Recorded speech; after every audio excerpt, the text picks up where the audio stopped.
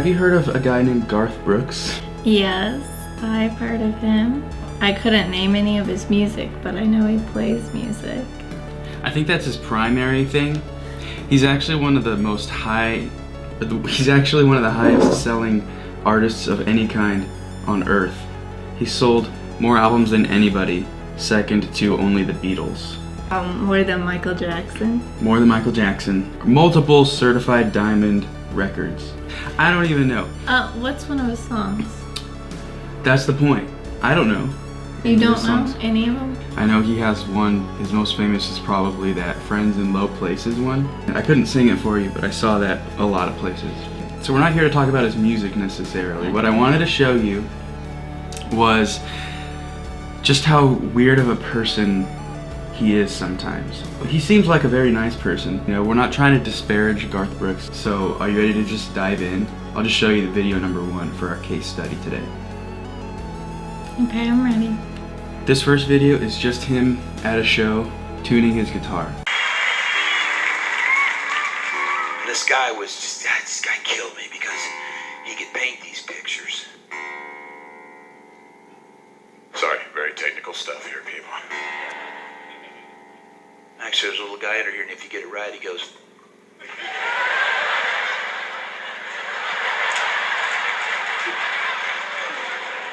That killed me, son. That's it. That's his sense of humor. It's not terrible. It's weird, but... I want to draw attention to this face he makes right here. Yeah, I don't like... Yeah, well, that one. Guess what city he was born in? Tulsa. He was born here in Tulsa, Oklahoma. Oh my gosh! Garth! So we're partially to blame for what's coming next. So he's this huge megastar, and then all of a sudden, out of nowhere, he got so big that he just changed his persona and changed his name. He's like, I'm not Garth Brooks anymore. I'm not a country singer. I'm this skinny little Michael Jackson-esque pop boy band singer called Chris Gaines. VH1 did like a behind the music of Chris Gaines just to show you the shift of like maybe like a kind of family-friendly country singer guy to this.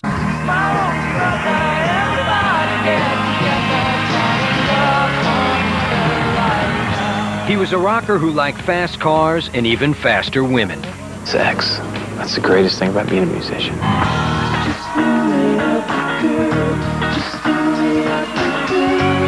His passion for music was rivaled by only one thing. I've gone to his hotel room on occasion, and there have been more women there than I would count on one hand. But his addiction to sex finally forced Chris Gaines to seek help.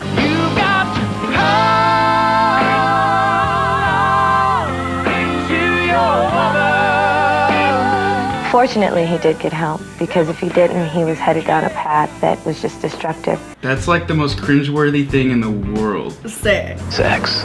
Best thing about being a musician. It's gonna get worse. Not playing my music, or... This is VH1, a behind the music parody. Oh, okay. Okay, Yeah, that so helps. he gains a little bit, he actually gains a, I think that's funny. Yeah, that is really funny, but I thought it was for real. This is a character he's playing as Garth Brooks, but you can tell later on that the line between Chris Gaines and Garth Brooks, Oh no. He starts to become the character. and we'll see. Okay. I have a theory, and we're gonna kind of trace this thread, but this is a case study of Garth Brooks introduces Chris Gaines, and then it's kind of like that suit from Spider-Man 3 where it like takes him over, you know? Yeah. I think that's what happened with Garth, and you'll see all of these examples as to why. It's a real psychological thing for actors. Inside every countryman, there's another man. And it's Chris Gaines. Probably the most asked question that I get about Chris Gaines is, what's it like to play two different people? And the answer is, first, let's get one thing straight. I'm not playing two different people, I'm playing one. The Garth Brooks thing is just who I am. The Chris Gaines thing, though, the closer you look and the more you find out, you realize Chris Gaines is Garth Brooks. And all it is taking Garth Brooks and Chris Gaines and putting them together the same way we took a song from the 60s and the 90s and put them together to create a new song for the millennium. It's probably the crossroads where Garth and Chris meet dead on, and probably the most they're alike. Inside every country man, there exists another man. And I think there's a lot of Freudian things that you could mention here with him. He's saying, like, there's Garth, and then there's Chris. It's probably the crossroads where Garth and Chris meet dead on. Dead on. That's the greatest thing about being a musician. One of the things about, you know, there is a ton of Garth and Chris. There's a ton of Garth in Chris. Chris. It doesn't say There's a there's ton of Chris. a lot of similarities between Yeah. myself and this fictional character. He just says there's a ton of Garth and Chris. And the hard thing about playing Chris Gaines as an actual person that you're filming is for a guy that's 220 pounds to try and look small. That's the story of my life. He looks like Chris Angel Mind Freak. That, yeah.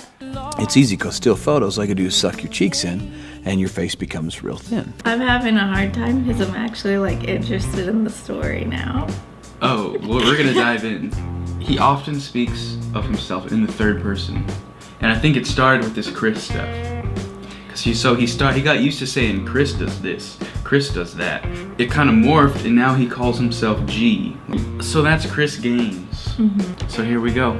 So he's so famous, then again you see inside StudioG, everything is like Garth. Now there's a narcissism involved, you know? To where like, he's like, I'm Garth, I'm G, all this stuff. So I think this is his wife, comes in, he's doing like a little interview, and she gives him a cake. It's a sweet moment, but since he's so famous, he's kind of out of touch with reality. They don't know what it's like to be normal. So speaking of sincerity, I got, is that supposed to happen? Happy birthday To me, happy birthday to G.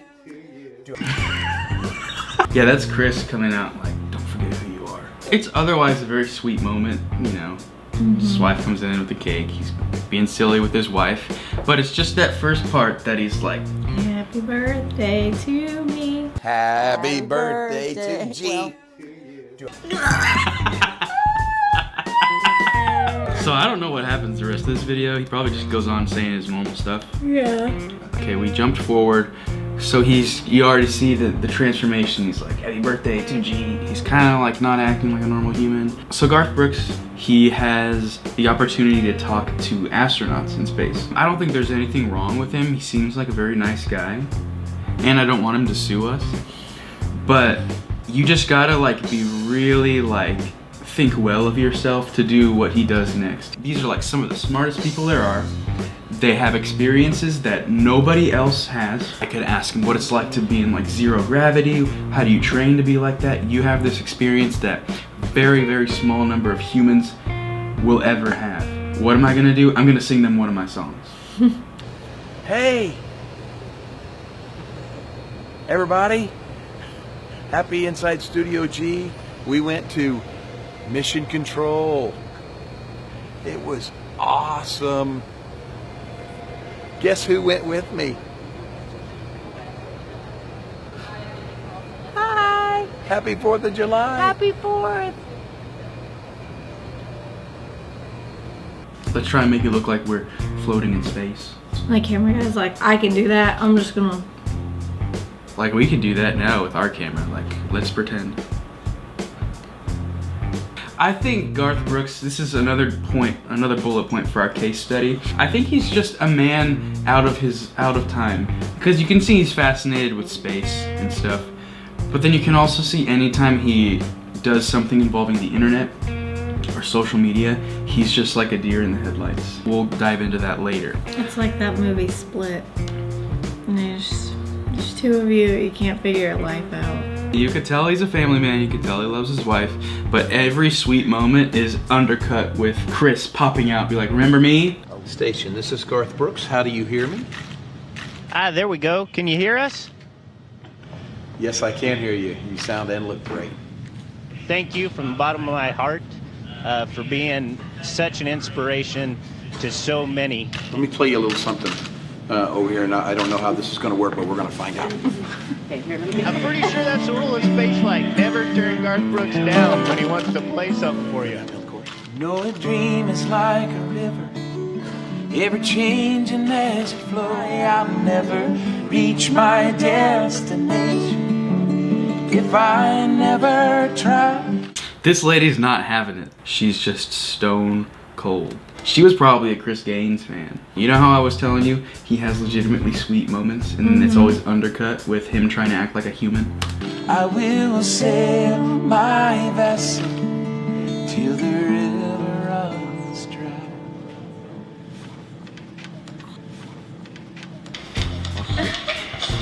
Garth didn't like iTunes, he didn't like Spotify, and he was very late to get onto social media platforms like Facebook, Instagram, that kind of stuff.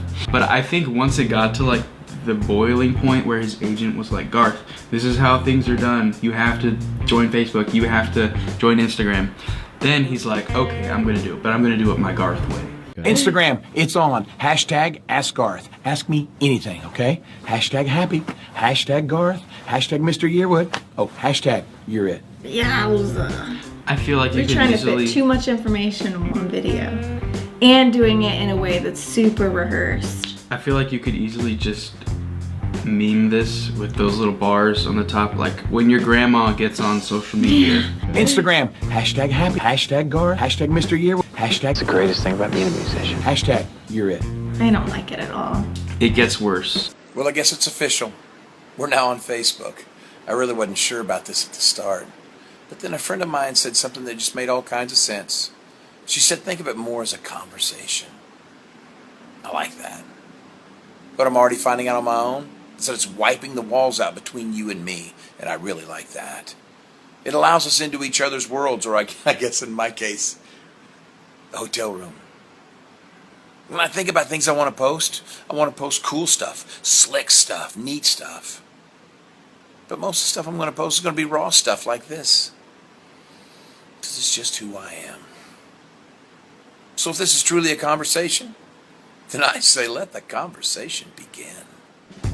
Thoughts? Here's the thing a lot of people do when they're trying to sound sincere and cool. They end all of their sentences down. And Garth, this makes you sound creepy. When you're doing a selfie, they say hold it up. He's doing that with both arms, so he's like... Yeah, it's got that very creepy- creepy. There's a lot of elements more than even just the words he's using that are creepy. The lighting is creepy. Lighting? He's got his classic StudioG hat, Yeah. as always. And you can tell he's sitting in his bed. I like that. It's just the kind of guy I am. Yeah, let the conversation conversation begin. You're not that cool. If you really want to do raw stuff, then like... Just show what you're doing. Yeah, cut the rehearsed, like, no one says that in real life. I wouldn't look at you and be like, let the conversation begin, unless I'm trying to be sarcastic. My theory, again, for our case study, is that he doesn't understand other forms of media because he's reclused himself so much. I don't know if that's a real verb or not, but he's such a recluse to other forms of media that he doesn't know tropes and cliches of like public speaking or of movies. So he has this database of movies maybe he saw when he was a kid, and he's starting to talk in like what they would consider like a sincere or an epic way, or like a monologue or something that people will look up to or think that he's cool. But he doesn't know, because he's hidden himself from other forms of culture and media, he doesn't know that that stuff is cheesy and cliche now. So he's saying, This is just who I am. and he's expecting to be taken seriously. It's like forced sincerity isn't really being sincere. So social media gives you the opportunity to be yourself. He doesn't know how to be like a normal person. So it all has to be scripted and forced like this, because he doesn't know what the normal person feels like. He doesn't know how to be a normal human. Yeah, you can't post raw stuff. Well, I guess it's official. We're now on Facebook. I really wasn't sure about this at the start. Wait, did you hear that? Word! We're now on Facebook. We're now on Facebook. my god. Okay, so that's like even more. Like he doesn't see himself as a person. Okay. He sees like Garth as a brand, as a collective group of like people. Chris, Garth, G. What if it's been Chris this whole time, controlling Garth's body like one of those Power Rangers Zords kind of thing? That's why he calls him G. Because Chris, it's not Garth talking about himself in the third person. It's Chris saying, "Happy birthday, Garth. Happy birthday, G." Happy birthday to G. If you call Garth or Chris G, G is neutral between them both. Chris gains. Oh my gosh. Garth. How did it take us this long to figure this out? Yeah, it's a classic case of someone who feeds off of their audience, but not having an audience. He's not used to living life without an audience like a normal person. It still is, Chris Angel. Chris. I think he just freaked my mind. Chris. Oh my gosh. Please let the conversation stop if you're gonna talk like that. That was so uncomfortable. Yes. I don't understand what it's like to be an average human because you're putting out stuff on the internet like this. That's wounding average humans. Yeah. I couldn't live with myself when I saw this the first time. I saw this the first time and I just had to sit and just stop what I was doing.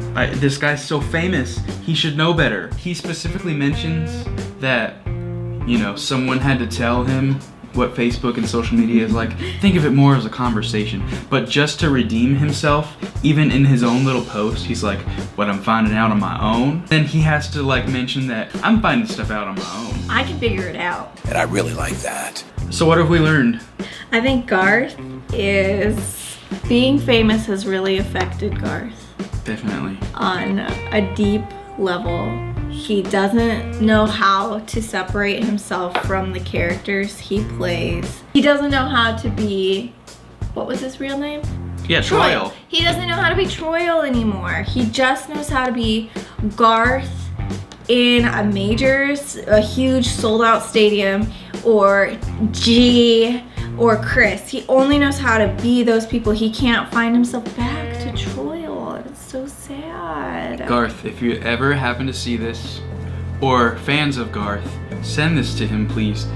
It's okay to be Troyle. Just be yourself. Make peace at the Chris within you. Don't be ashamed of Chris. Chris, if you're the one who's actually, you control the ears and you're listening, it's okay to be Garth too. It's okay to be those other sides of you. It's who you are. This is just who I am. Wipe the walls out between Garth and Chris and Troyle. Wipe the walls out. Beautifully said. Be all three of them. I think you can do it. You are a multiple diamond earning artist. And here's the thing. You can be cool like Chris. You can be slick like Garth. But you can also be neat like Troyle. And that is the true raw sense of who you are. Let that conversation begin.